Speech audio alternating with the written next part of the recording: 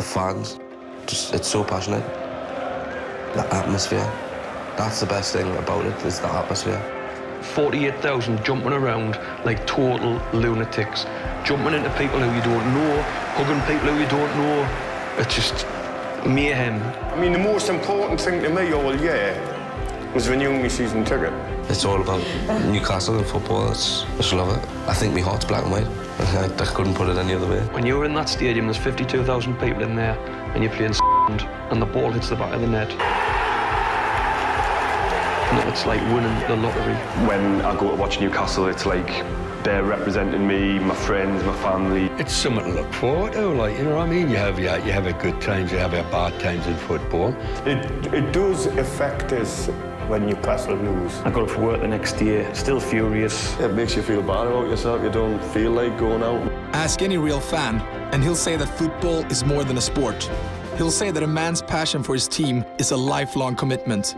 He'll say that football is love. But how deep is that love? And how does a man's feeling for football compare with his other great passion in life, his wife? You couldn't understand my point of view of just maybe spending the day with me and Charlie, you know, instead of phoning up your friends and saying not going. You just wouldn't dream of doing that, though? No, I'm never cancelled the match. Never, ever? Never. Football always better top for you. Always. She knows football comes first. You can take your wife on holiday for a fortnight, wine or dine or do everything. When it comes to the season kicking off, oh, you're going to the football. I'm sorry, pet, but I've just paid £2,000 for you a bloody holiday for a fortnight. I'm going for 9 months. I think you would still like to push the boundaries if I would let you.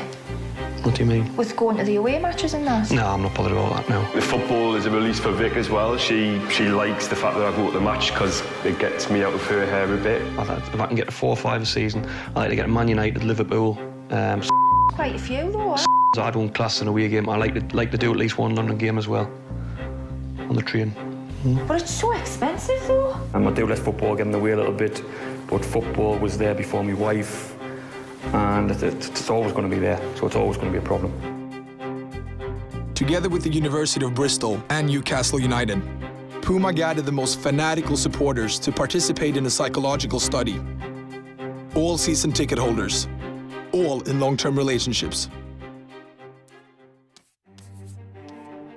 One of the things that we have the luxury of being able to do as scientists is design experiments to answer interesting and potentially important questions that are also of personal interest to ourselves. So, for example, as someone who enjoys football, follows football, has a football team that he supports, the kind of study which allows us to answer those questions in the context of football is particularly appealing to me.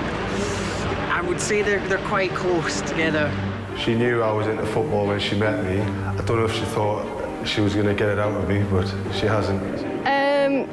My boyfriend's pretty whipped, so I'd say he definitely likes me more than football. It should be the wife.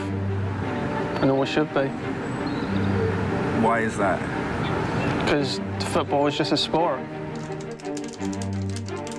The basic idea of this project is to ask whether we can use physiological measures of arousal and emotionality to get some kind of objective handle on how people respond to the act of destroying the picture of a loved one, which we would expect would elicit an emotional response and therefore elicit a physiological response, will be similar to the response that we'll get when we ask people to destroy a picture of a cherished football team. Those 4 in the envelope, man, you cut them in two. You cut them all. And then just cut through.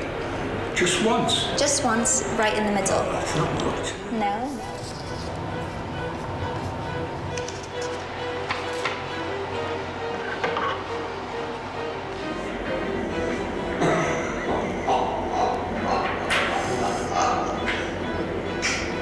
What is being measured is the degree of resistance between the 2 electrodes on a person's skin. The more aroused a person is, essentially the sweatier their skin is, and that changes the degree of conductivity across the skin.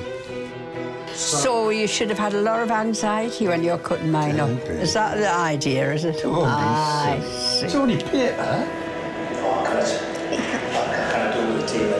That's fine, that's fine. If you're not comfortable doing that, you don't want to cut it. Okay, that's fine. Clip, clip, clip, clip, clip, clip. Sorry, but we did want to go off your chin. When you are emotionally aroused, whether you are happy or distressed, there is a change in various systems in the body. High levels of arousal are associated with increased heart rate, increased blood pressure, and changes in the electrical conductance of the skin. I did feel a difference. I took a second to cut the wife up. I took a second or so to cut the football team. I can tell you now there is a difference between cutting up a photograph of something you like or love and something you have absolutely no attraction to. A lot of these professors must be blinking halfway to madness, wasn't they? We have never lost a home game since that Norm was standing guard here. It depends on the mix of people that are taking part.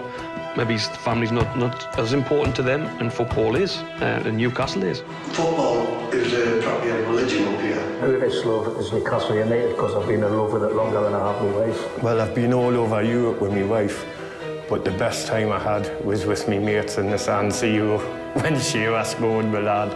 Football is love, isn't it? It's marvellous. I wouldn't give me season ticket for no one. When you get a tattoo, it's for life. You know what I mean? So I'm in St Newcastle, it's for life. The wife, you can fall out any time, they're not going to fall out in Newcastle. After the test was completed by the researchers, the subjects faced a new dilemma. Each was given 2 voodoo dolls, one representing his partner and the other representing his favorite player. The subjects had to make a choice. Either stick pins into the player and take him out for the next game, or into his partner and put her in bed for a week. I gotta do it, man. Best player of the season, man.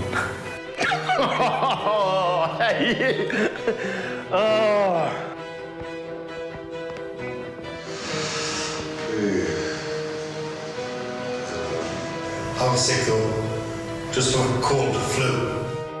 Oh, sorry, like what?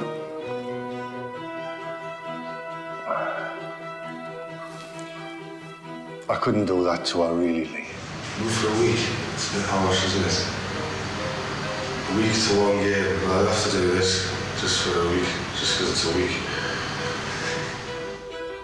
She's in bed for a week, I'll take that, no problem.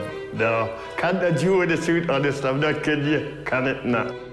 After days of analysis, our lead professors collected all the psychological and physiological data to create a scientific report, a white paper that finally answered the question. By the next home game, we had the results. Everyone in here absolutely loves the black and white.